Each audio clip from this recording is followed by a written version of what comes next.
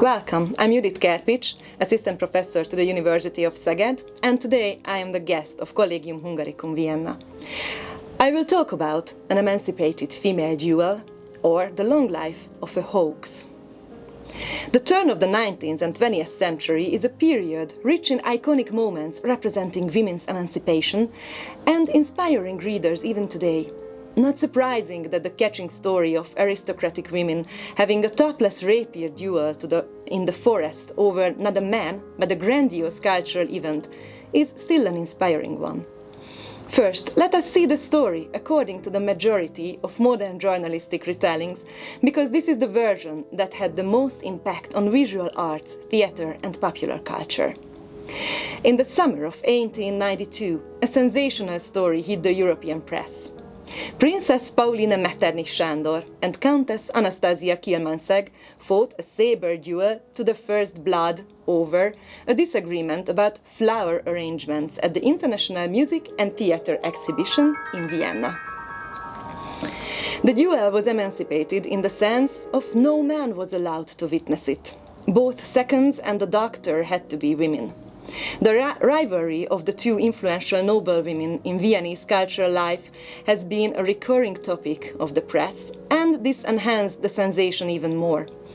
Every article agrees that the duel took place in Vaduz, Liechtenstein, with the medical assistance of Baroness Lubinska, a doctor from Warsaw. The duel ended in small injuries for both parties. The princess won the duel, but got a wound on her nose, and the countess on her arm. Afterwards, they embraced each other in reconciliation. Here ends the story, how it was most often told by 1892 newspapers. The only problem is that the princess herself immediately denied that the duel ever happened. But before we dig deeper into media history to reveal a fascinating story of a hoax that lived more than a century and is still with us today, let us meet our heroines. Pauline Metternich Sándor was the granddaughter of Chancellor Clemens Wenzel Metternich on her mother's side, and later she became the wife of her half-uncle Richard Metternich, inheriting the title of a princess. Her father was the Hungarian Count Moritz Sándor, known as the Devil Rider, after his formidable equestrian skills and hot temper. Pauline's husband served as the Austrian ambassador in France from 1859, giving her the chance to become one of the most popular and fashionable ladies in Empress Eugene's court. Richard Metternich's diplomatic service ended in 1870, when the Franco-Prussian War ended the rule of Napoleon III.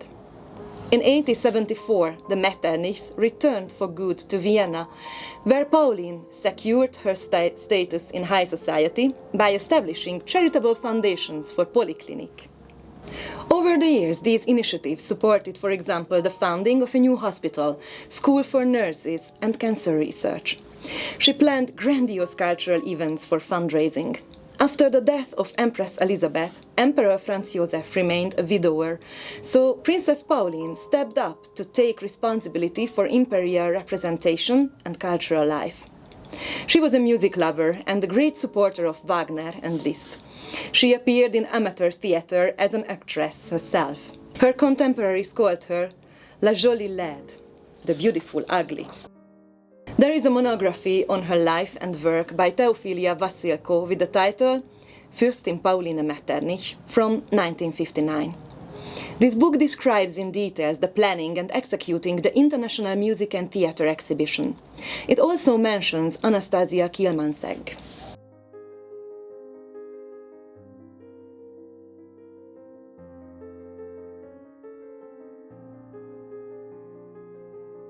But this book mentions her only as the head of the Women's Committee responsible for ticket sales and advertising of the event. She was the wife of Count Erich von Kielmansegg, governor of Lower Austria, and she came from a noble Russian family, Lebedev. There is no mention of any duel or any scandalous rumor of this sort. In the appendix, Vasilko gathered every charity event and festival in Vienna between 1875 and 1916, which can be attributed to Pauline Metternich Sándor. The net revenues are also included, and of all the 52 events, only this 1892 exhibition produced a deficit.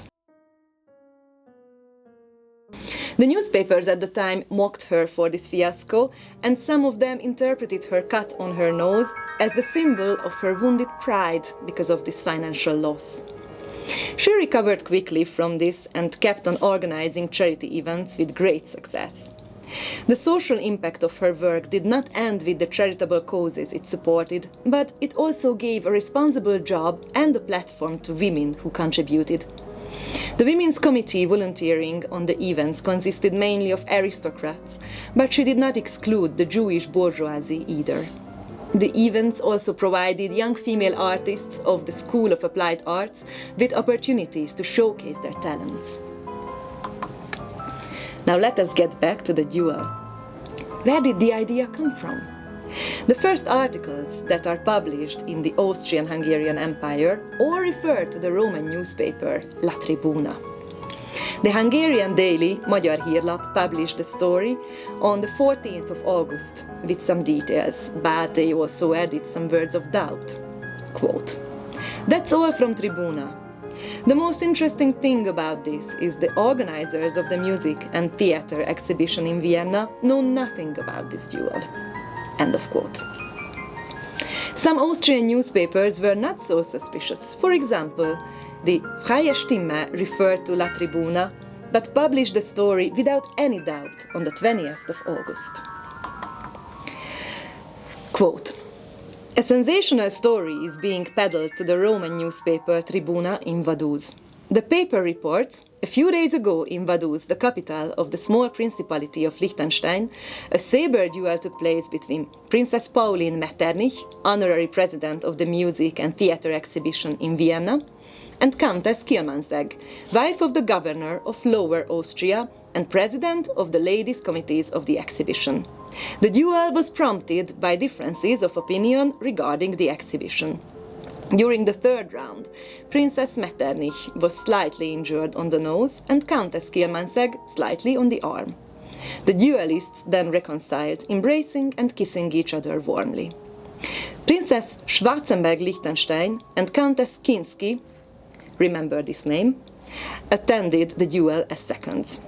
Final assistance was provided by Dr. Baroness Lubinska, also important name, who had been summoned from Warsaw especially for the duel.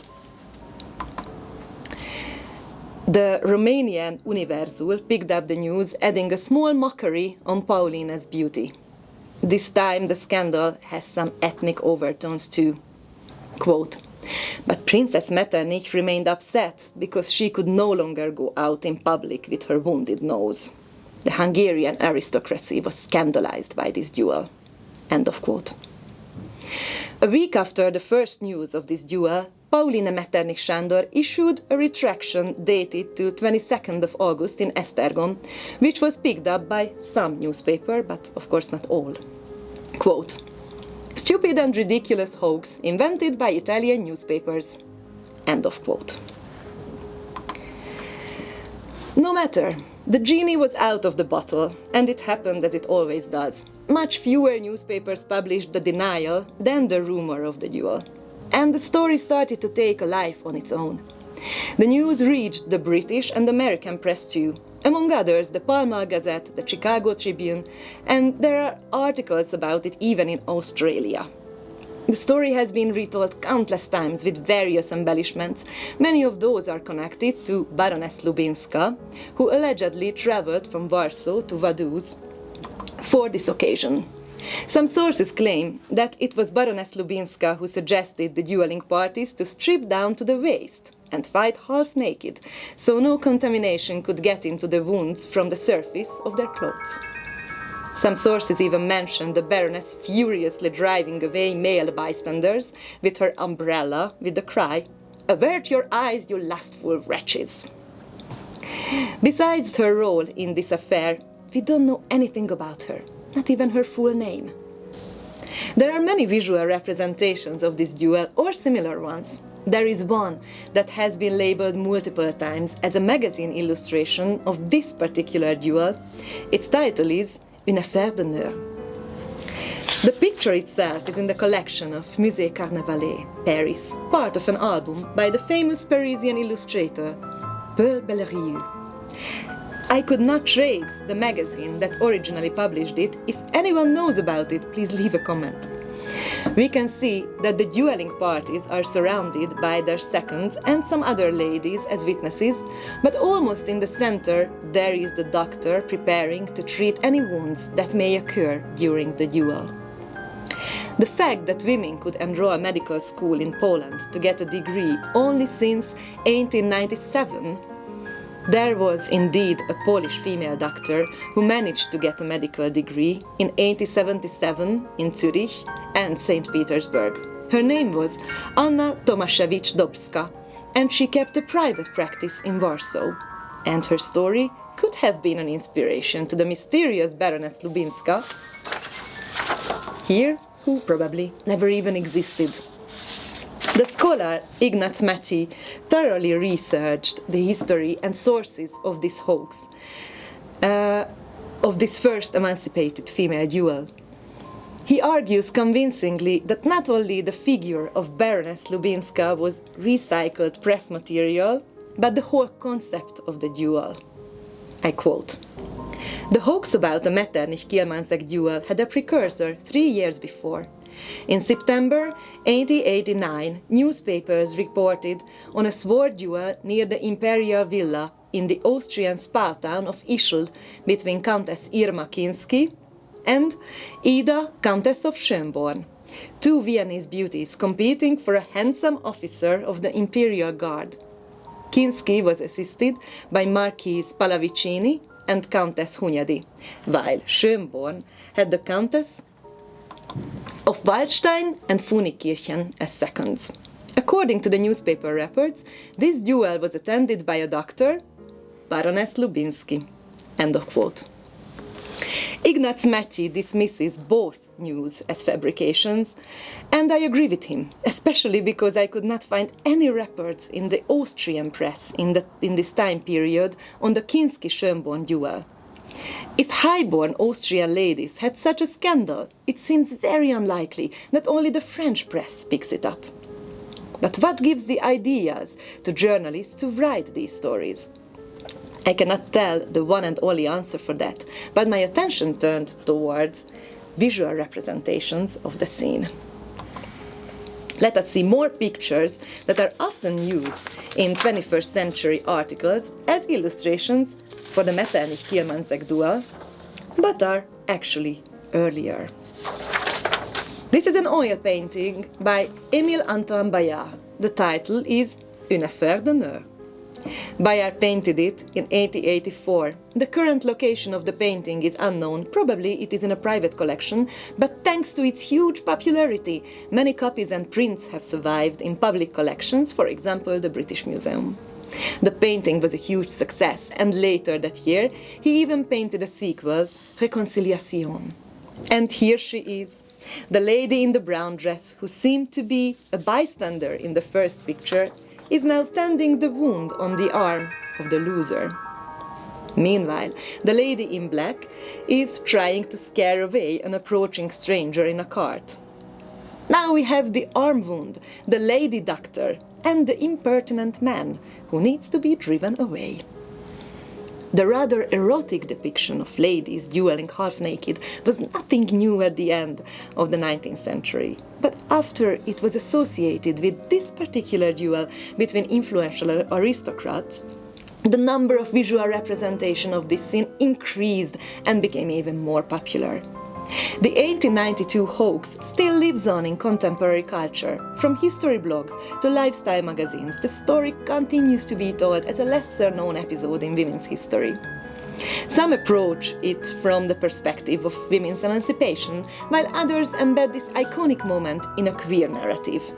Most of the blog posts, online magazine articles, and videos in the topic used an Atlas Obscura article as a source or a starting point. Some retellings add bloody details and reverse the wounds, like this one on the website Autostraddle from 2017. Quote, first blood went to the princess, who sliced the countess across the face. Seeing the princess freaking out about having sliced her opponent's face open, the countess then stepped right up, spraying blood everywhere, and stabbed the princess through the arm.